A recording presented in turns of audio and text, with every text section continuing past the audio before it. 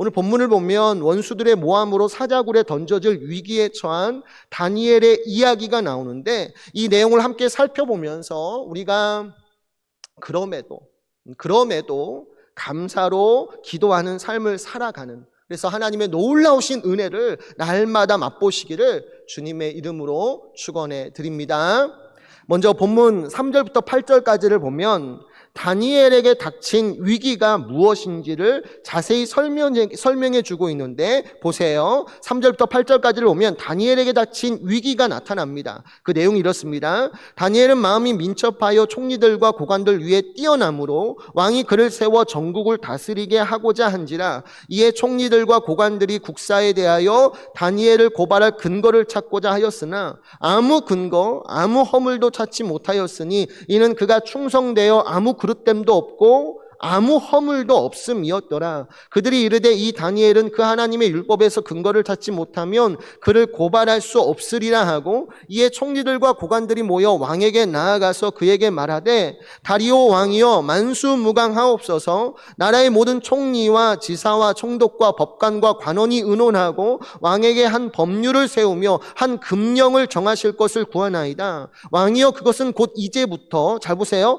30일 동안에 누구든지 왕 외에 어떤 신에게나 사람에게 무엇을 구하면, 기도하면 사자굴에 던져 넣기로 한 것이니이다. 그런즉 왕이여 원하건대 이 금령을 세우시고 그 조서에 왕의 도장을 찍어 메대와 바사에 고치지 아니하는 규례를 따라 그것을 다시 고치지 못하게 하옵소서 하매. 아멘. 말씀을 보면 다니엘은 남들보다 아주 뛰어난 지혜와 탁월한 업무 능력을 가졌고, 그래서 왕의 총애를 한 몸으로 받게 되어집니다. 그래서인지 다니엘 주변에는 그를 시기하고 죽이려는 많은 정적들이 생겨나게 돼요. 그래서 어느 날 이들이 함께 모여서 다니엘을 어떻게 끌어내릴까, 어떻게 하면 우리가 저 사람을 죽일까 모의하게 되고, 제일 먼저 찾았던 방법이 뭐냐면 그의 범죄 혐의를 찾자, 그를 고발하고자 그의 뒷조사를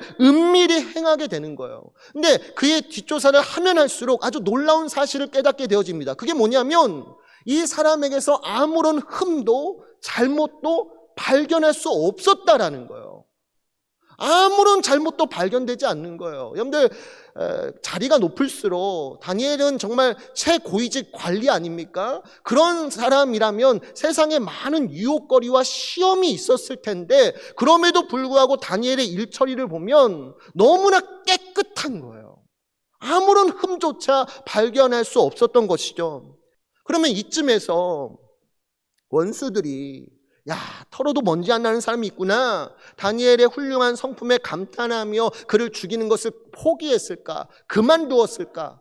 당연히 그랬어야 했는데 오히려 이 사람들이 다른 쪽으로 무서운 함정을 파게 됩니다. 그건 뭐냐면 30일 동안에 왕 이외에 다른 신이나 사람에게 기도하는 자가 있으면 사자굴에 반드시 던져야 한다라는 금지 법령을 만든 것이고, 이 법령을 왕조차도 바꿀 수 없도록 아예 그 조서에 뭘 찍은 거예요? 옥새까지 쾅 찍어버리는 거예요. 그러니까 이 법령은 지금 딱 한 사람만 노려요. 다니엘. 그러니까 이 사람들은, 이 원수들은 다니엘이 하나님을 얼마나 사랑하는가, 하나님을 위해서라면 자기 목숨까지도 바칠 수 있는 사람이란 걸 알아요. 그는 날마다 하루에 3번씩 습관적으로 하나님 앞에 기도하는 사람이란 것도 알아요. 그러니까 이런 것들을 이용해서 왕에게 법령 하나를 만드는데 30일 동안 왕 외에 다른 신에게나 다른 사람에게 기도하는 사람이 있으면 사자굴에 던져 넣는 법령을 만들고, 이걸 왕조차도 바꿀 수 없게끔. 왜? 다니엘을 왕이 너무나 사랑하잖아요. 나중에 알고는 이거 안 돼, 그런 말 할 수 있으니까 아예 미연에 이것이 일어나지 않도록 옥새까지 딱 찍어버리는. 그러니까 이 원수들이 만든 법령은 딱 한 사람, 다니엘 죽이려고 만든 법령이란 말이에요. 그러면 바로 이때 다니엘이 어떻게 행동했을까요? 주목할 점은 다니엘이 이 모든 사실들을 훤히 다 들여다보고 있었다라는 거예요. 자기를 시기하고 죽이려는 원수들이 왜 이런 법령을 만들었는지, 이 법령 가운데 노리는 대상이 누구인지 다니엘은 너무나 잘 알고 있었어요. 근데 이러한 때 다니엘이 어떻게 행동하였는가?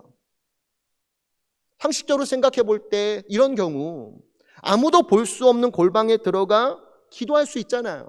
원수들에게 보이지 않게끔 기도는 하되 원수들이 알 수 없게끔 골방에 들어가서 은밀히 기도하는 방법도 있고, 아니면 30일 동안만 딱 참으면 되는 거 아니에요? 새벽 예배 안 나오기로. 30일 동안만 참고 30일 지나면 법령 유효 기간이 끝나는 거니까 그때 나오자. 그러니까 자기 생명을 지킬 수 있는 방법을 생각해 보면 수백 가지가 있을 수 있단 말이에요. 얼마든지 이 법령을 피하여 자기 생명을 보존할 수 있는 방법들이 많이 있었을 겁니다. 그러면 다니엘이 그런 방식으로 자기 생명을 지키려고 했을까? 놀랍게도 아니었어요. 다니엘이 이 모든 사실들을 다 알고 있었음에도 불구하고 어떻게 행동했는가? 본문 10절을 보면 가장 핵심되는 메시지가 나오는데, 본문 10절을 우리 다 함께 읽어보도록 합시다. 본문 10절 함께 읽겠습니다. 준비 시작. 다니엘이 이 조서에 왕의 도장이 찍힌 것을 알고도 자기 집에 돌아가서는 윗방에 올라가 예루살렘으로 향한 창문을 열고 전에 하던 대로 하루 3번씩 무릎을 꿇고 기도하며 그의 하나님께 감사하였더라. 아멘. 정말 놀라운 일이지 않습니까? 다니엘이 이 모든 사실을 다 알고 있음에도 불구하고 그는 평소와 변함없이 전에 하던 대로 평소와 똑같이 하루에 3번 자기 집 다락방으로 올라가요. 모두가 볼 수 있는 옥상이죠. 그 옥상으로 올라가 예루살렘으로 향한 창문을 열고 하나님이 약속하신 대로 무너진 이스라엘의 회복과 부흥을 위해서 간절히 기도하는 거예요. 그러니까 원수들이 다 보고 있거든요. 지금 골방도 아니고 예루살렘으로 향한 창문을 열어요. 예루살렘 성전은 이미 멸망당하여서 돌 위에 돌 하나도 남지 않을 만큼 완전히 폐허가 되었지만, 그럼에도 불구하고 하나님의 약속을 붙들고 그 예루살렘을 향하여서 두 손을 들고 하나님 앞에 기도하는 거예요. 하나님, 무너진 이스라엘 백성들을 구원하여 주시옵소서, 회복시켜 주시옵소서, 부흥케 하여 주시옵소서. 하나님 앞에 날마다 하루 3번씩 간절히 기도하는 것이고, 이 모습을 원수들이 다 지켜보는 거예요. 그러니까 뭐예요? 죽이려면 죽여라.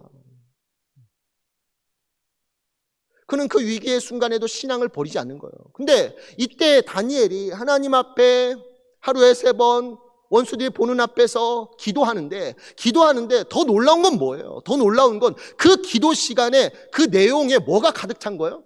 감사하였다라는 거예요. 다니엘이 그 죽음의 순간에 하나님 앞에 나아가 기도하는데 더 놀라운 것은 그가 그 시간에 무엇까지 하였느냐? 하나님께 감사했다라는 거예요. 도대체 뭘 놓고 감사했을까요? 수많은 원수들이 다니엘을 시기하고 질투하여서 죽이려고 하는 그 위험한 순간에 목숨이 경각에 달려있는 거 아닙니까? 세상이 다 들고 일어나서 다니엘 한 사람 죽이려고 하는 그때 도대체 다니엘의 마음에 무슨 감사가 있겠냐고요. 상식적으로 뭘 놓고 감사합니까? 근데 다니엘은 그러한 상황 속에서도 하나님 앞에 기도하는데 그 기도의 내용 중에 감사가 충만한 거예요. 하나님께 감사했다라는 거예요. 그러면 어떻게 이럴 수 있었을까? 이제부터 중요한 건데, 이처럼 다니엘서에는 다니엘이 하나님께 감사했던 곳이 2곳이에요. 그죠? 2곳 나오는데, 하나는 다니엘 2장이고 다른 한 곳은 다니엘 6장이에요. 다니엘서에는 다니엘의 감사가 기록된 2곳이 있단 말이에요. 다니엘서 2장하고 6장인데 잘 보시면 2장과 6장의 내용을 잘 보시면 완전히 정반대의 상황 속에서 감사가 나와요. 다니엘 2장과 6장을 비교해 보시면 완전히 정반대의 상황에서 동일하게 뭐가 나오는 거예요? 감사가 나오는 거예요. 앞에 2장을 보면 어떤 상황에서 감사가 나와요? 하나님으로 인하여서 죽음의 위기에서 벗어난 다니엘이 하나님께 감사해요. 하나님께 찬양해요. 하나님으로 인하여 죽음의 위기에서 벗어난 다니엘이 하나님께 감사하는 내용이 다니엘 2장이에요. 근데 다니엘 6장, 오늘 본문은 어떤 상황이에요? 정반대예요. 하나님으로 인하여 어떻게 처해요? 죽음의 위기에 처해요. 다니엘 2장에서는 하나님으로 인하여 죽음의 위기에서 벗어났기 때문에 다니엘이 감사하고 있다면, 다니엘 6장에서는 반대로 하나님으로 인하여 죽음의 위기에 처해요. 왜 지금 다니엘이 기도하면 사자굴에 던져진다 이런 법령이 만들어졌습니까? 다니엘이 믿는 신앙 때문 아니에요? 다니엘이 하나님을 믿지 않았더라면, 하나님 앞에서 습관적인 기도 생활을 하지 않는 그런 신자였다면 결단코 이런 위기에 처하지 않았을 거예요. 근데 왜 이런 죽음의 위기에 처하게 됩니까? 다니엘이 하나님을 믿었기 때문 아니에요? 그냥 믿는 정도가 아니라 정말 철저하게. 하나님을 믿는데 그냥 교회 마당 왔다 갔다 하는 정도가 아니라 자기 일생을 거는 거예요. 하나님을 위해서라면 자기 목숨까지도 바칠 수 있을 만큼 정말 열정과 열심을 다해서 하나님을 섬기는 그리스도인이 아닙니까? 근데 바로 그 신앙 때문에 죽음의 위기 가운데 처한 거잖아요. 그러니까 다니엘 2장에서는 하나님으로 인하여 죽음의 위기에서 벗어난 다니엘이 감사하고 있다면, 다니엘 6장에서는 반대예요. 하나님으로 인하여 죽음의 위기에 처해졌어요. 근데 그럼에도 불구하고 역시나 다니엘은 뭐 한다고요? 하나님께 감사하는 거예요. 그러니까 여러분, 이 차이가 뭔지 구별하실 수 있겠죠? 상황은 정반대예요. 하나님으로 인하여 죽음의 위기에서 벗어났고, 다른 한쪽은 하나님으로 인하여 죽음의 위기에 처했어요. 정반대의 상황이지만 동일하게 다니엘은 뭐예요? 하나님께 감사해요. 여러분들, 이 말의 즉슨 한마디로 말하면, 잘 들으세요. 다니엘의 감사의 근원은 어떤 상황이 아니에요. 다니엘의 감사의 근원은 어떤 상황이 아닌 무엇 때문이에요? 하나님으로 인하여 나오는 거예요. 여러분들, 오늘날 많은 세상 사람들은 감사하다고 말했을 때 그 감사의 근원이 어디서 나와요? 상황에서 나와요. 내가 돈을 많이 벌었다거나 출세했다거나 자녀들이 좋은 대학에 들어갔다든가 뭔가 기쁘고 좋은 일이 생겼을 때 세상에 속한 많은 사람들은 감사해요. 당연한 거죠. 기쁘고 좋은 일이 생겼는데 당연하지 않을 이유가 없지 않습니까? 다 감사합니다. 근데 모든 사람들의 감사를 잘 보시면 상황에 휘둘려요. 상황에 의존해요. 상황에 제한을 받아요. 근데 우리 신자는 아니라는 거예요, 여러분들. 우리 신자에게 있어서 감사의 근원은 어떤 상황에 달려있는 게 아니에요. 오히려 상황과 형편을 초월해요. 기쁘고 좋은 일뿐만 아니라 나쁘고 악한 일이 일어난다 할지라도 그럼에도 불구하고 우리 신자는 감사할 수 있어요. 이유가 무엇입니까? 상황에 따라 감사가 나오는 것이 아니라 날 구원하신 하나님, 그 하나님으로 인하여 감사할 수 있기 때문에 그런 거예요. 다시 말해서 다니엘은 어떠한 일이 생기기 전에, 어떤 일이 생기든지 간에 혹 그것이 슬프고 나쁜 일이라 할지라도 오직 구원의 하나님으로 말미암아 항상 감사하는 거예요. 실제로 본문 뒤 23절 후반부를 보면 그들이 다니엘을 굴에서 올린즉 그의 몸이 조금도 상하지 아니하였으니 이는 그가 자기의 하나님을 믿음이었더라 라고 했는데, 잘 보세요. 이는 다니엘이 사자굴에 던져졌을 때 하나님이 이 맹수들로부터 나를 반드시 지켜주실 것이야, 그 믿음 때문에 구원받았다는 게 얘기하는 게 아니에요, 여러분들. 이는 자기의 하나님을 믿었다라고 했을 때 이 믿음이라는 것은, 그래, 내가 비록 악한 자들의 모함에 사로잡혀서 사자굴에 던져지지만 하나님이 지금 이곳에 함께 계셔서 나를 반드시 안전하게 지켜주실 거야, 그 믿음을 말하는 게 아니에요, 여러분들. 이 믿음은 더 큰 믿음이에요. 더 넓은 의미에서의 믿음이에요. 즉 사자굴에 던져졌어요. 아무런 잘못도 한 것 없지만 그럼에도 불구하고 악한 자들의 모함으로 말미암아 사자굴에 던져졌어요. 그리고 그 속에서 맹수들에게 그 몸이 찢겨 죽는다 할지라도 다니엘은 믿는 거예요. 뭘 믿는 거예요? 내가 사자굴에 던져져 맹수들에게 찢겨 죽는 한이 있다 할지라도 그럼에도 불구하고 하나님께서 나를 사랑하사 내 영혼과 육체를 온전히 구원해 주실 것이다, 그 믿음을 가졌다라는 거예요. 그러니까 그 믿음으로 뭐예요? 사나 죽으나 다니엘은 늘 감사할 수 있는 거예요. 여러분들, 우리에게 진정한 구원이 뭐죠? 여러분들, 우리에게 진정한 구원이 무엇입니까? 오늘 육체의 질병이 들렸어요. 하나님, 나를 구원해 주세요. 나를 치유해 달라는 거죠. 근데 여러분 생각해 보세요. 하나님의 은혜로 정말 기적같이 그 질병에서 노임을 받았어요. 하지만 나중에 몇 달 뒤에 또 몇 년 후에 또 다른 질병들이 올 거 아닙니까? 그게 온전한 구원인가요? 성경에서 말하는 구원은 그게 아니죠. 우리가 당장의 고난에서 벗어났을 때 감사하지만 또 다른 고난들이 내게 밀려오잖아요. 우리는 사는 날 동안, 숨을 쉬는 동안 날마다 괴로움과 고통을 당하며 살아갑니다. 이건 필연적인 죄의 결과예요. 근데 이러한 죄의 결과로부터 우리가 구원받는다는 게 뭐예요? 죽음 이후에 하나님께서 나와 함께 계셔서 내 영혼과 육체를 온전히 구원하여 주시사 다시는 슬픔도 고통도 질병도 사망도 없는 저 영원한 하나님 나라에서 우리로 하여금 영원토록 거하게 하시는 것, 이게 바로 온전한 구원 아닌가요? 우리가 바라는 구원이 이거 아니에요? 잠시 잠깐 그 고난에서 구원받는 것 말고 정말 영원토록 다시는 고통이나 불행을 당하지 않는, 다시는 슬픔을 당하지 않는, 다시는 죽음으로 인하여 사랑하는 가족과 헤어지지 않는 저 영원한 하늘나라에서 구원받으며 살아가는 것, 이게 구원 아닌가요? 다니엘은 바로 이러한 구원을 믿었던 거예요. 날 구원하신 하나님을 믿었던 거예요. 내가 비록 사자굴에 던져졌고 맹수들에게 그 몸이 찢겨지는 고통을 당한다 할지라도 괜찮아. 그 이후에 하나님께서 나의 영혼과 육체를 온전히 보호하시고 지켜주시사 저 하늘나라에서 다시는 괴로움 없는 행복한 삶을 살도록 만들어 주실 것을 믿습니다. 그 믿음을 갖는 거예요. 그러니까 다니엘은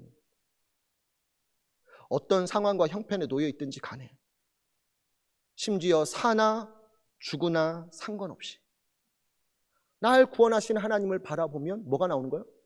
감사가 나오는 거예요.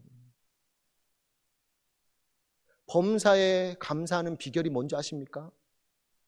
상황을 보는 것이 아니라 하나님을 바라보시는 거예요. 날 사랑하사 날 구원하시는 그 하나님 바라보면 어떠한 상황에서든 감사가 흘러넘치는 거예요. 여러분들 언젠가 눈이 너무 피곤해서 언젠가 눈이 너무 피곤하고 침침해져서 안과에 가서 검진을 받았는데 근시가 아주 심한 것으로 나왔어요. 초고도 근시라고 하나요? 의학적으로 근시라는 게 망막 위에 맺혀야 하는 초점이 망막 앞에 맺혀서 가까운 물체는 정상적으로 보이는데 멀리 있는 물체는 흐릿하게 보이는 증상, 이게 이제 근시거든요. 지금도 이제 가까운 설교 원고는 잘 보여요. 설교 원고는 잘 보이는데 멀리 계시는 여러분의 얼굴은 흐릿하게 보여요. 혹시 제가 길에서 여러분을 미처 발견하지 못하더라도 이해를 해주세요. 제가 지금 눈에 뵈는 게 없어요. 근데 여러분, 육체적인 근시안이 있듯이 제가 볼 때는 영적인 근시안도 있더라고요. 육체적인 근시안이 있듯이 영적인 근시안도 있는데 이러한 영적인 근시안에 걸린 사람의 가장 큰 특징이 뭐냐면 감사할 줄 모른다는 거예요. 왜냐하면 영적 근시안에 걸린 사람은 자기 눈앞의 상황 외에는 아무것도 못 보거든요.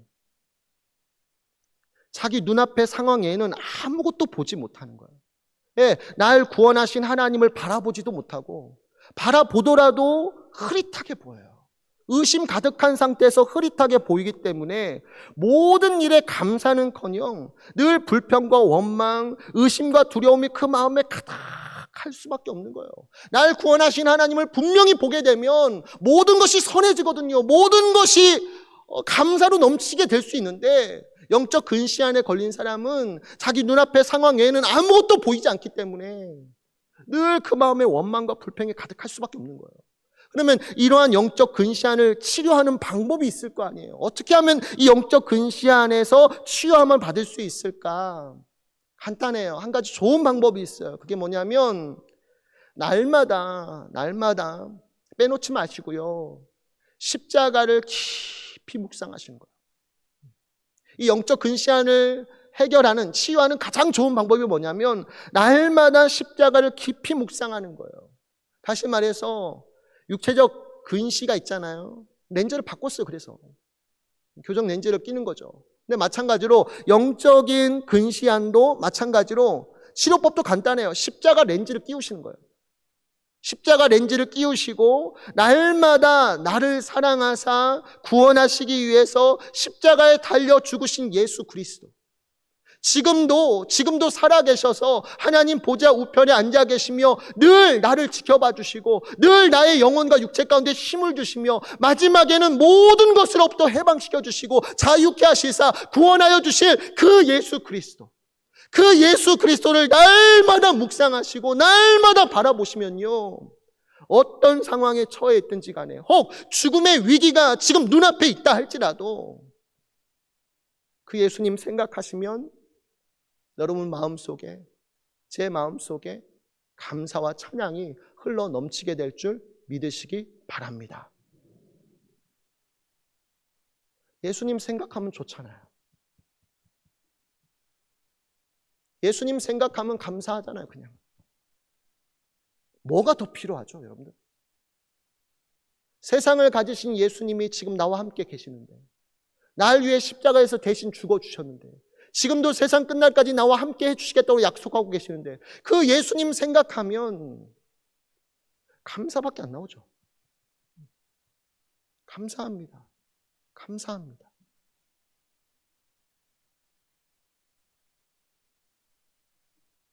여러분들, 이 얘기만 하고 마칠게요. 미국 몬태나에서 금강을 찾아 나선 몇몇 사람들이 온갖 고생 끝에 마침내 금강을 발견했어요. 며칠 동안 금을 채취했지만 식량도 떨어지고 장비도 없어서 계속 할 수가 없었어요. 그래서 그들은 마을로 돌아가 모든 것을 다 준비해서 다시 돌아오기로 결정했는데, 다만 이때 금광에 관한 이야기는 어느 누구에게도 말하지 않기로 서로 목숨을 걸고 약속을 하게 돼요.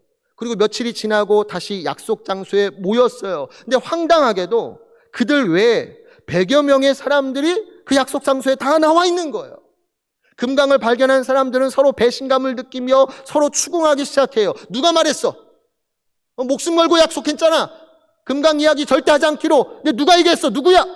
근데 이상하게도 비밀을 말한 사람이 아무도 없는 거예요.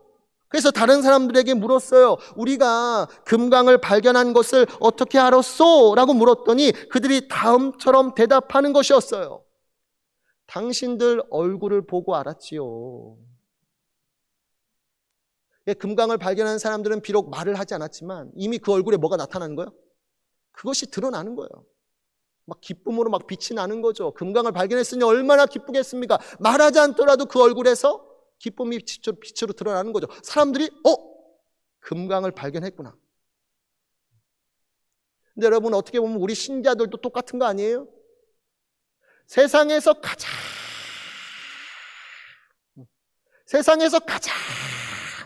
귀한 보물, 세상에서 가장 귀한 보배가 무엇이죠? 무엇입니까? 이럴 때 답은 간단해요. 따라해 봅시다. 하나님, 뭐라 했어요? 돈이겠어요? 뭐 땅이겠어요? 뭐겠어요? 세상에서 가장 귀한 보배이신 하나님, 그 하나님을 내가 만났고 그 하나님이 지금 내 마음속에 모시어 살고 있잖아요. 우리에게 땅도 없고 돈도 없고 남들이 누구 있는 그 많은 것들을 우리에게는 없지만, 그럼에도 불구하고 세상에서 가장 귀한 보배이신 예수 그리스도가 우리 마음속에 지금 계시고 나를 다스리고 계시는데, 당연히 그 얼굴과 그 삶 속에서 뭐가 드러나야겠어요? 감사와 기쁨이 나타나야지 않을까요? 여러분들, 만약 그렇다면 다시 한번 예수님 바라보십시오. 십자가 예수님 바라보시며 말씀과 기도 가운데 그분을 찾으십시오. 그래서 그 예수님이 주시는 풍성한 은혜 가운데, 그분의 임재 가운데 거하셔서 정말 내가 행복한 사람이구나, 정말 내가 복된 사람이구나, 그 시간에 깨달으시고 하나님 앞에 날마다 감사로 영광 돌리시는 우리 사랑하는 아멘교회 모든 성도들이 되시기를 주님의 이름으로 축원해 드립니다.